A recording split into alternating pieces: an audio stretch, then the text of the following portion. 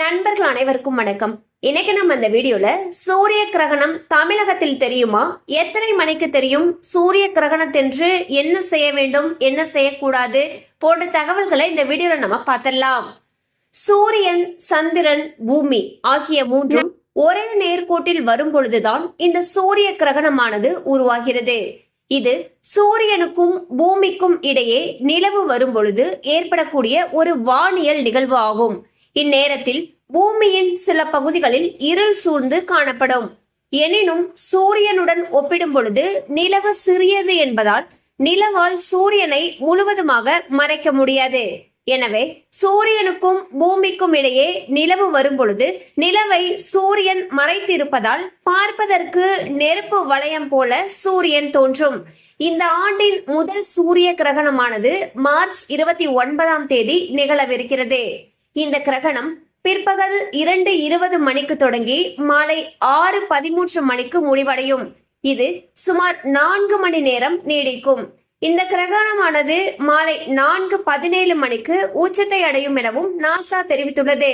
Asia, Africa, ஐரோப்பா, Atlantic பெருங்கடல், Arctic பெருங்கடல், வட அமெரிக்கா மற்றும் தென் அமெரிக்காவில் இருந்து இந்த சூரிய கிரகணம் தெரியும்.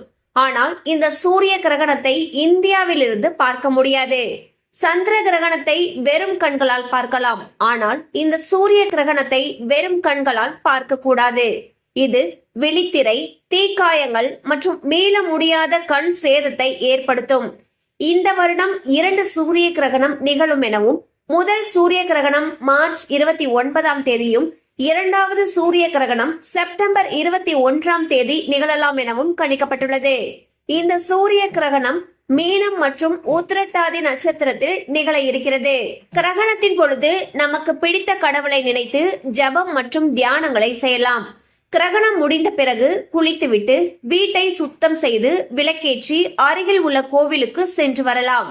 கிரகணம் நடைபெறும் பொழுது கிரகணத்தின் அலைகள் நம் மீது படாமல் பார்த்து கொள்ள வேண்டும். குறிப்பாக குழந்தைகள் மற்றும் கர்ப்பிணி பெண்கள் வெளியே வரக்கூடாது. கிரகணத்தின் பொழுது சமைக்கவும் கூடாது, சாப்பிடவும் கூடாது.